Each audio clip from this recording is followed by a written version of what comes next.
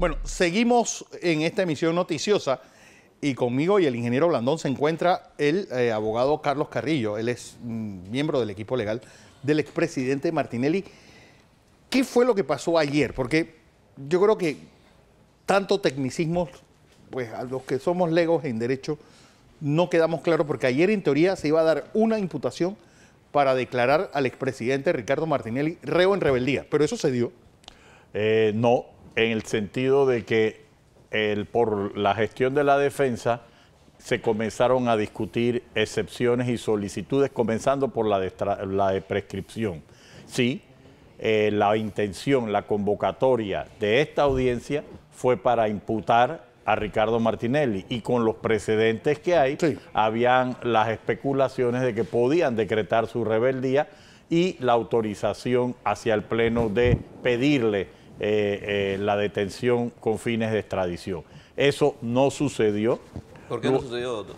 Porque en la dinámica de la audiencia comenzaron a discutirse excepciones previas, por ejemplo, la prescripción, y se da la prescripción por otro delito adicional contra la libertad individual. O sea, ya de todas las acusaciones que había hecho el denunciante, quedan dos.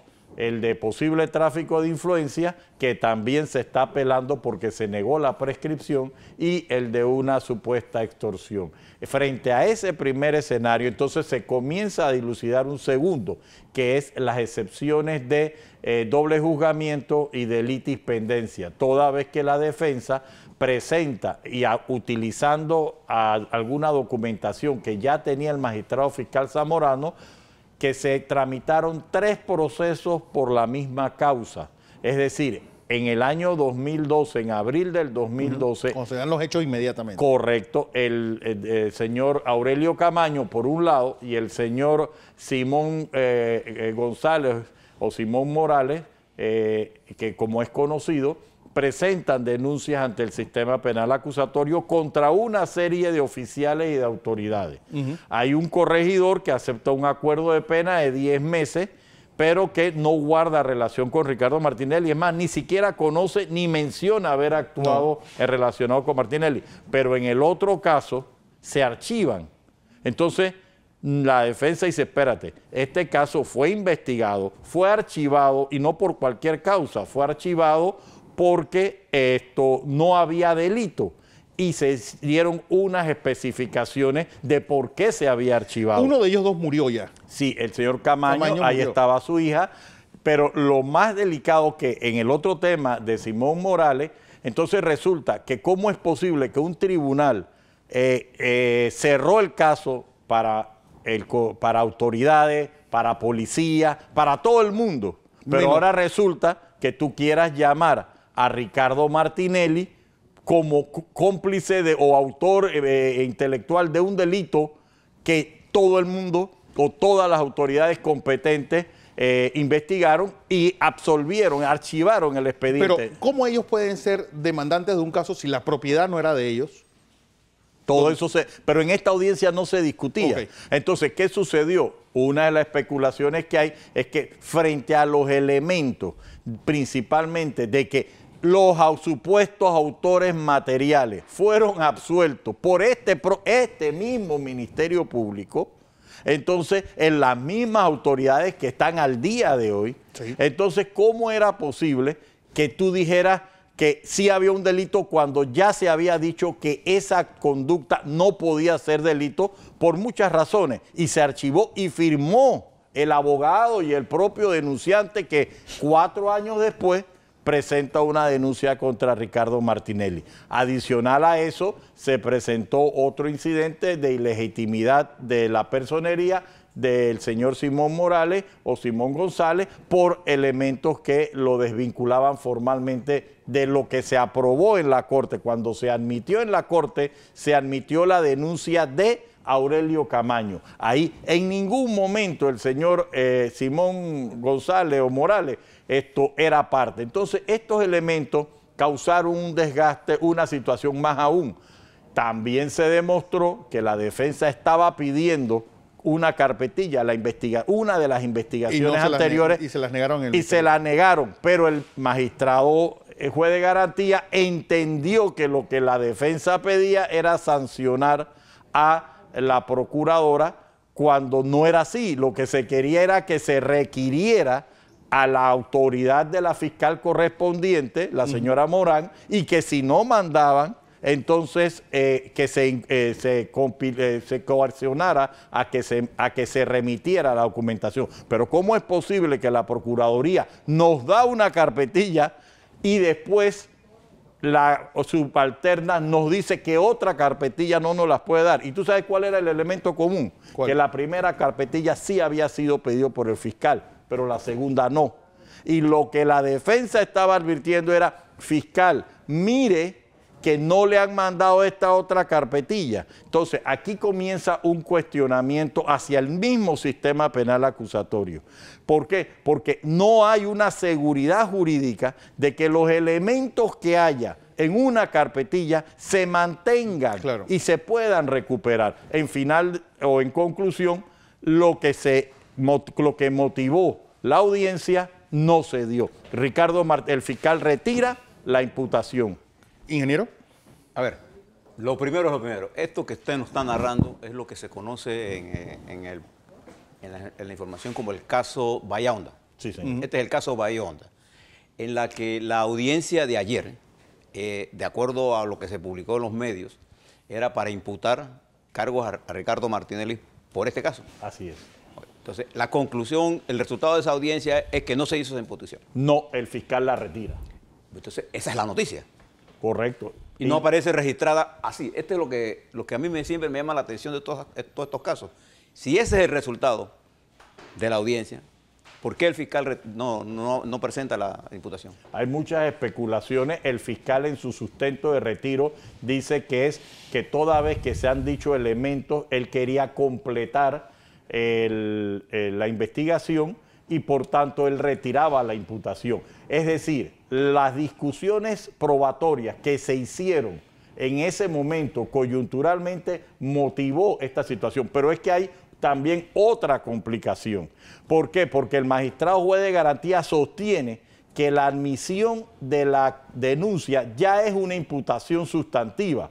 Entonces, esa interpretación que está basada en una decisión mayoritaria del Pleno 5-4, ha provocado ahora un trastocamiento, porque ¿cómo tú le vas a dar 3 meses de investigación a un fiscal que si había una imputación desde abril del año pasado, terminó en noviembre? Porque la norma dice que no puede investigarse o dar un plazo mayor de 6 meses. Entonces, esa era la primera consecuencia. Y la segunda consecuencia, que decir y reiterar que el admitir una denuncia contra diputados es ya una imputación sustantiva y que faltaría la formal cuando el fiscal lo quisiera hacer y que era opcional, esa interpretación provoca que se haya hecho una imputación sin participación del afectado. ¿Pero eso no es violatorio de las normas jurídicas y constitucionales de este país? Total, y de los convenios internacionales. Entonces nosotros estamos haciendo un llamado a que la Corte uniforme, pero que uniforme técnicamente el asunto. No puede decirse que la admisión de una denuncia contra un diputado constituye una imputación. Eso es peor, el remedio es peor que la enfermedad. Yo quisiera, Fernando, si me lo permite, Carlos, claro, en honor a lo que ha ocurrido, yo tengo un gran aprecio intelectual por el magistrado Abel Zamorano. Lo conozco, he participado con él en muchos eventos internacionales, y me parece que su conducta de ayer es el Abel Zamorano que yo conozco. O sea, si esto que usted me está explicando, porque la audiencia se llamó para una imputación, eso es lo que entendíamos todos. Y al estos elementos que usted nos está señalando, porque yo no veo un caso que vincule a Ricardo Martinelli con este llamado caso Bahía Honda. Bahía Honda. Siendo así, entonces lo que debemos tener apego, todos los que nos están escuchando, es a ser precisos en la información jurídica que sale. Porque yo veo una interpretación siempre en algunos medios tergiversada de estos hechos. O sea, lo que pasó ayer fue que no hubo imputación. Así es. Ese es el hecho jurídico de lo que pasó ayer. Y la retira el licenciado Abel Zamorano, y entiendo ahora por todos los argumentos que usted está planteando, que probablemente se ha dado cuenta de que su caso no tiene el peso que tiene. Correcto. y que podía enfrentar una contradicción. Y adicional a eso, ya esto que sucedió ayer provoca que en un plazo que se considera de 30 días va a haber audiencia de 3 apelaciones que están en trámite por virtud de las decisiones de ayer. Yo creo, si me lo permite, tocarle otro punto aquí, aprovechar aquí el conocimiento. El caso de Brecht, lo quiero traer y quiero decirle a nuestra audiencia, yo acabo de decir aquí, en el caso de Blue Apple, que MECO pagó una multa. En realidad lo que MECO hizo en su acuerdo de homologación, ya acuerdo homologado con el juez de garantía, eso que ya eso es un proceso terminado, no pagó una multa, lo que hizo fue un depósito, no se catalogó como multa, sino como un depósito de garantía. Eso me lo explica un abogado que entiendo, abogado de MECO. En caso de Odebrecht, la Corte, en ponencia de la magistrada Russo, había planteado que con el caso del habeas corpus del señor de León, la señora procuradora tenía ya la libertad para ejercer todo eso. Sin embargo, en un estudio que me hizo un abogado penalista de esto, este juicio que hizo la señora magistrada no estaba muy apegado a la ley, y la procuradora sostuvo que ella necesitaba que la fiscalía le diera la ampliación. ¿Usted coincide con ese planteamiento? O sea, hay una serie de falta de información en este momento. Lo que sucedió el jueves o lo que se conoció el jueves, por lo menos yo particularmente no he tenido acceso al fallo del amparo. Lo que se tuvo fue una nota de prensa en el cual se concluía con una nota a la Procuraduría en la cual se decía lo que usted ha resumido. Pero hay una cosa que también resulta un poco, ¿sabes? Vuelvo y caigo en aquellos que no somos bastante legos en derecho. Todos somos aquí, nosotros dos, menos él. Por un lado, el Ministerio Público se queja de estas coacciones que le están haciendo, y por otro lado, pues van soltando estos casos casi cuando la propia Procuraduría está diciendo arre. Sí, es que nos enfrentamos en un choque frontal entre el derecho a información y el tema jurídico o principios fundamentales como el de reserva o de malla. O sea, la inestabilidad o la percepción de falta de legitimidad de la justicia está provocando estas acciones al margen o al límite de las limitaciones legales. Te pongo un ejemplo.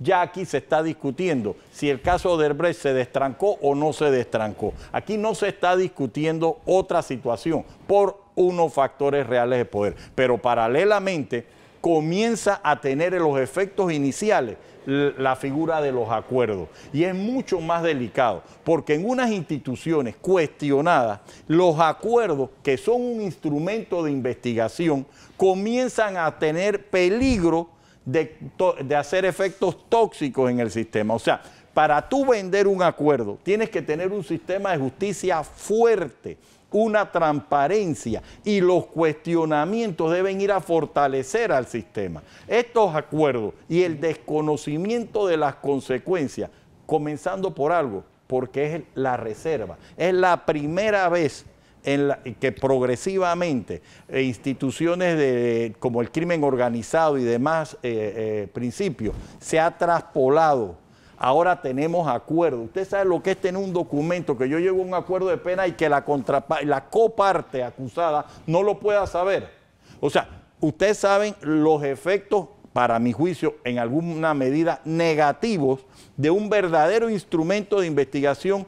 ¿Por qué? Porque según la ley vigente, porque eso es una institución del sistema penal acusatorio, pero la ley vigente, tú haces el acuerdo y tú no tienes que regresar a declarar. No hay obligación jurídica del contradictorio. ¿Por qué? Porque las pruebas en el sumario se mantienen en el plenario. Entonces, las personas que están llegando a acuerdo y la política criminal de buscar una fortaleza, de llegar a acuerdo para hacer una justicia más expedita, está en riesgo por su implementación. Es peligroso y vamos a ver en el desarrollo de estas investigaciones las consecuencias que van a tener. ¿Por qué? Porque llega una fiscal, lamentablemente, en una audiencia pública de homologación, se leyó un poco de situaciones que según la ley era reservado, pero una coyuntura política permitió que se transmitiera una audiencia de homologación. Y entonces se cerraba con cortina de papel. Sí, una tontería solemne. Es una situación que es grave, pero todo se ha hecho en la coyuntura de ciertas situaciones. Para allá voy. Fíjese lo que yo tengo aquí. Fiscalía de Cuentas cierra caso contra Cryptex después de concluir que sí se entrega el software y estaba en perfecto funcionamiento. Y 2, no hubo incumplimiento, por ende no hubo lesión patrimonial. Este es el caso de el joven Mayer Mirachi. En el caso Odebrecht, nosotros transmitimos aquí la audiencia de homologación del 9 de noviembre. Y yo estuve aquí con nuestro amigo y me hice un esfuerzo más allá que todas las televisoras de darle cobertura el más tiempo posible a eso. Y ahí se hizo una imputación pública, por ejemplo, a Ricardo Francolini, de que había recibido, y estaba como de primero o segundo en esa lista que se presentó allí, por 1.300.000. Sin embargo, en la presentación de las pruebas que se dieron en esa audiencia, no hay ningún documento que vincule a Ricardo Francolini de haber recibido nada de eso. Entonces, mis dos preguntas son las siguientes. En este caso de Mayer Mirachi, que estuvo 6 meses detenido en la Picota de Colombia, sí, solicitado pedido por la Cancillería. de Panamá. Esto hay que decirlo. Irving Hallman y a Isabel Saint Malo. ¿Quién rezarse a este joven de eso? Y 2, en el caso de Odebrecht, estos casos, ¿cómo se van a manejar? En el caso del señor Mirachi, en el caso denominado Cryptex, es peor aún, porque la Fiscalía de Cuentas investiga la responsabilidad administrativa, aunque no hubiera delito. Pero si te están diciendo que no hay perjuicio, ¿cómo puede siquiera haber un delito? Esta fue una teoría que comenzó con otro caso que ustedes conocen, que es el de la caja de ahorro, que se dice que puede haber peculado sin perjuicio. Eso es un barbarismo jurídico. Una estupidez. El que diga eso... ¿Cómo lo dice usted? Un barbarismo jurídico. Bueno, no es un barbarismo, es una violación flagrante. Sí, la violación, si tuviera un hálito de interpretación, pero es el uso de la fuerza por el poder. Entonces, tú decir... Me gusta esa expresión, la voy a poner aquí. O sea, lo que te quiero decir, ingeniero Blandón, es que lamentablemente el caso Mirachi no es aislado. Está en el componente. Es quizás uno de los más radicales, porque es el fiscal de cuentas que ahora sale a decir públicamente una realidad y tiene el coraje, el valor de reconocerlo, dejando expuesto un caso que se entendía emblemático. Entonces resulta que hay una serie de funcionarios públicos que ejercieron sus funciones y que ahora resulta que los estaban cuestionando por recibir, por revisar, por tramitar los papeles. ¿Tú qué imagen crees que sucede con el funcionario y la administración pública ahora que te digan, fírmame el recibido de esta mercancía aquí? Nadie va a querer. Claro. Si Mayer Mirachi, con todo su poder y con toda su intelectualidad y siendo una figura joven, emprendedora, hasta lo que poco que uno puede ver. Y premiada en una cumbre aquí de la América. No solamente eso, sino que tú has frustrado o has hecho todo lo posible por frustrar una carrera exitosa de alguien que es un orgullo para el país. Eso es en el nivel personal. Y en el nivel objetivo, un instrumento de comunicación con seguridad lo has desbaratado, o sea, no lo has implementado y gastaste un dinero. Entonces, esos daños es igual que en el caso del señor Francolini. Llega una fiscal, dice una barbaridad, no puedo defenderme. Nosotros no hemos podido ver esas pruebas. Se las pedimos al magistrado de garantía, nos dice que no, que tenemos que ir a un incidente y han pasado 3 meses. Pero o más. ¿Usted parte en ese proceso de Odebrecht? No, sí y no, en el sentido de que en el caso de Odebrecht hay una serie de personas y hay varios casos. Eran inicialmente más de 2 docenas de expedientes, ya se han ido reduciendo, pero el trato, en la impronta que ha propuesto el Ministerio Público en la nueva forma de investigación es la reserva.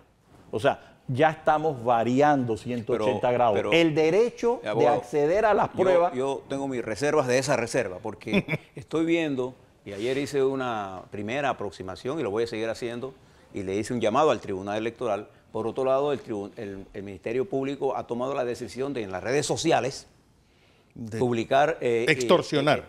Porque yo creo que eso no hay que decirlo. No voy a usar la palabra extorsionar, pero voy a decirla. Está tratando de comunicar procesos, para mí, en abierta violación a lo que se conoce como la reserva de sumario, pero entrando en un proceso electoral en abierta violación a las reglas del torneo electoral, porque yo puedo correr para un proceso electoral, aunque esté en un caso judicial. Si no se ha resuelto nada, yo soy libre hasta que alguien pruebe que yo soy culpable. O sea, yo soy inocente hasta que alguien pueda, sea cosa juzgada.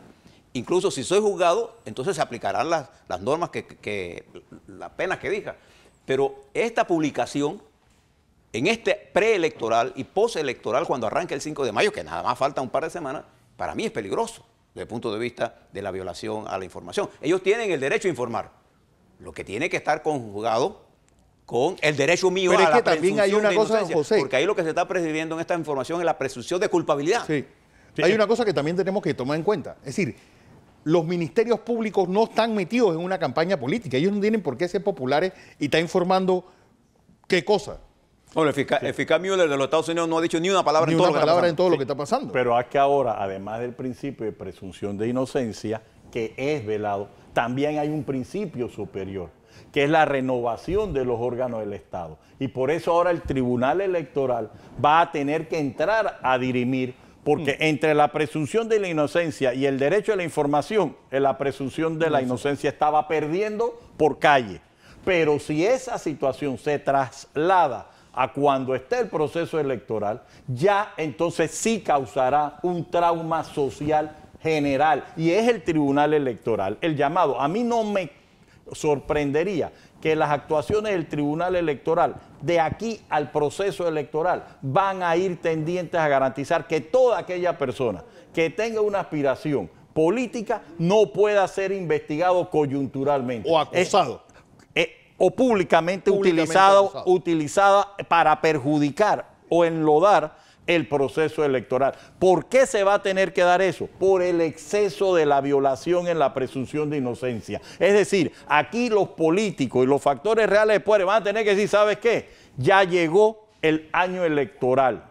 Los que llegaron hasta aquí, de aquí para adelante se respeta el principio de presunción de inocencia. Pero lo más vergonzoso, para respetar el principio de presunción de inocencia tuvieron que entrar otros factores de poder, porque como un valor o un derecho humano no era suficiente, comenzando con figuras como el expresidente Martinelli, que fue sometido a 24 o 26 investigaciones iniciales y estamos quedando en 5 actualmente. Con toda esa experiencia, el impacto de la justicia como instrumento en un proceso electoral, ahora viene el reto de garantizar que eso no ocurra. Yo creo que me quedo con esta frase, sobre todo porque ahora estamos sopesando derechos como diciendo, vamos a ver cuál derecho es el que... ¿Cuál me reconoce? ¿Cuál me reconoce?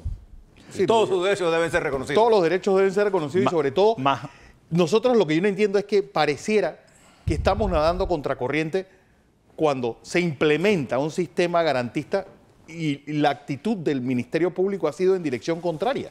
Sí, es más, lo peor es que ni siquiera estoy exigiendo mis derechos, los tengo que mendigar. Y eso sí es lo más humillante. Don Carlos Carrillo Gomila y ingeniero José Blandón Castillón. Eso es.